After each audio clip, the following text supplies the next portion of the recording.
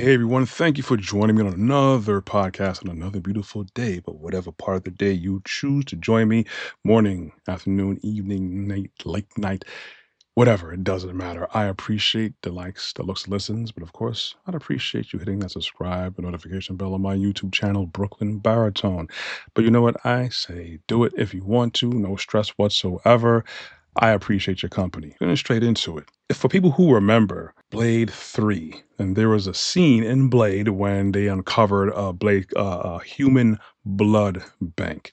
So he had one of the people working with the vampires that was running these underground unknown blood banks where they had people who were undesirable, people who went missing, and they have them basically strapped up, strung up in big plastic bags, and they just have their blood farming it so the vampires can have this.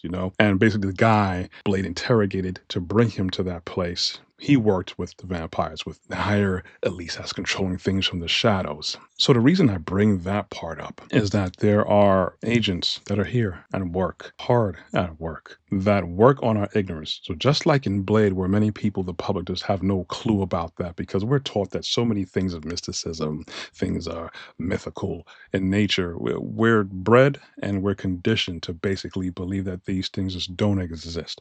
Now, to stay with me, I'm not going off the deep end. These are just things that we have been conditioned to be ignorant of. And the unfortunate part is that the adversary, those that work alongside the adversary, they don't want to be bottom feeders that are ignorant to spiritual warfare. They would rather, as miserable as it can be, even the elites in those ranks, they have a miserable life, but they'd rather be at the level that they're on rather than being on the bottom of the ignorant set of people where we're the ones who supposedly are being controlled. We are having all these implementations put upon us. But before I go further, there's a little clip that I want to play. You can say it's off the deep end a little bit, but it's this one guy. I believe his name is something Reynolds, not Ryan Reynolds. He was part of these groups, these elite groups that practice these old world religions that are still in play. Whether you want to believe it or not, it doesn't matter because these people are playing for keeps.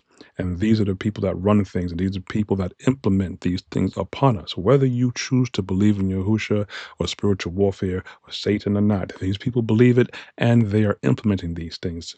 Let's play this clip real quick. Like an animal, but then I've seen men become not people. Like literally not be the change. people. Yeah. Okay. And there is like lycanthropy, and there's these understandings of what the watchers are capable of doing that most people are just woefully ignorant of. And that's why they're perishing. It's because they lack a basic understanding of history.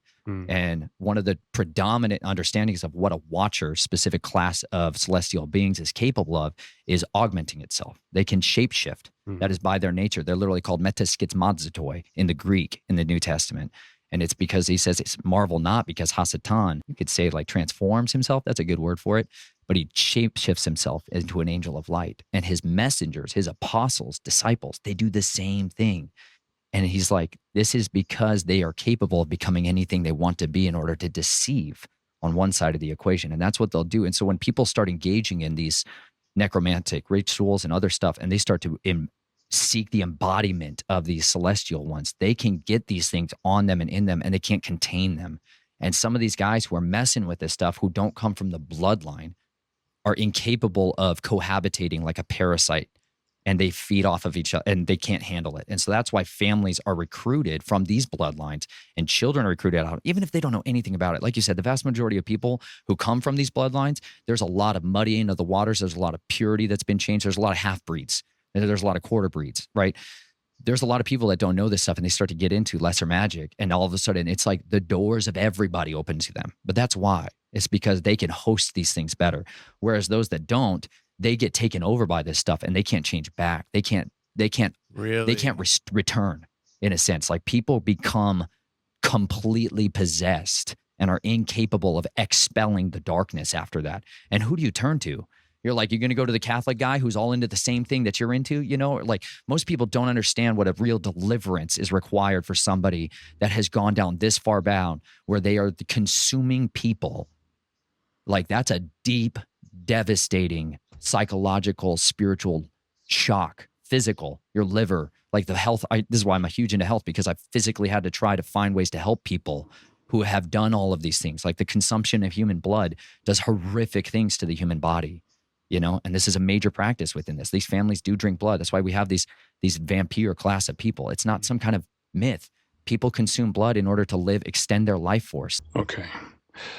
This guy said a lot. The name, I apologize for not saying in the beginning. The name of this YouTube channel is called the Confessionals Podcast. His last name is Reynolds. As soon as I get it, I'm gonna share it with you.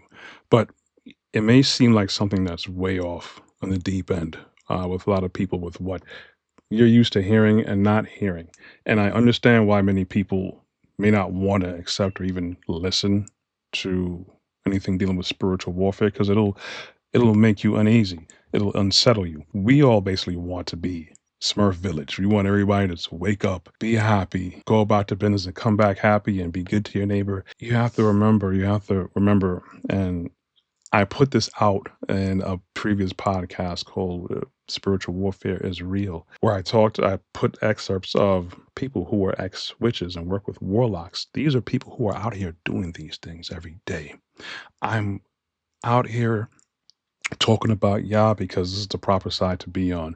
And there's no real indifference. Now, you could choose internally to be indifferent, but then it's going to be you either walk with Yahusha or you're going to be part of willing participant of the adversary, or you're going to be an unwilling participant of the adversary.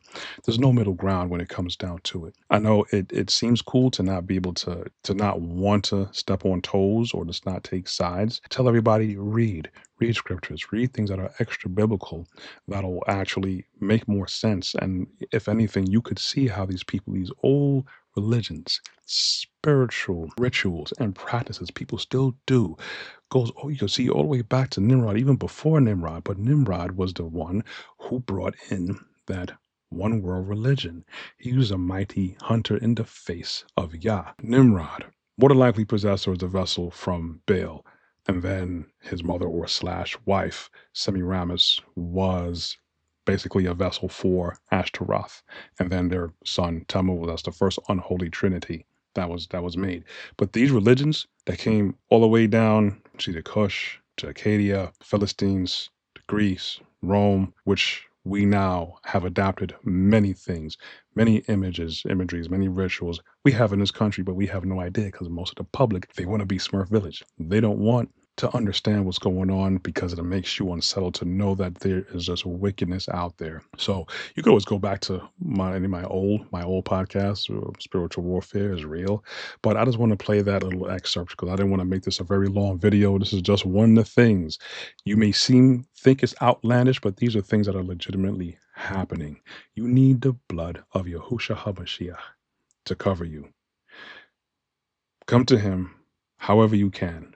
Because what these wicked people and entities have in store for us, I wouldn't wish that on anyone, honestly. And I would rather everyone understand and experience the love of Yahushua HaMashiach, experience the love of Yahuwah Almighty, our Father. Things are messed up because we're in a broken condition. It's part of the plan. But in the bigger picture, when eternity is concerned, and eternity when you're with the one who gave us life and who wants to take away all this pain and foolishness that we're dealing with, this is a drop in the bucket. It sucks, but it'll be worth it. I would much rather myself, those close to me, those who I don't know, to come to Yahushua, get his covering. And then when all this is said and done, to be part of that kingdom as opposed to be part of all this suffering, and then you have nothing afterwards. Anyways, that's all I have for the day. You could go to my website for more content, and you can check merch out at brooklynbaritone.com. I'm also on YouTube, on my YouTube channel, Brooklyn Baritone. I'm also on Instagram and Facebook. You could find me you can find the audio versions of these podcasts on Google, Amazon, and Apple. I air on public Brooklyn Cable Television 4 times a week, Tuesdays and Thursdays, 12 a.m. and 2 p.m. on Verizon, Optimum, Spectrum, and RCN. Thank you guys for listening. It's real out here. I don't want to unsettle anybody, but I want you guys to get close to Yahushua. Y'all be blessed. Take care.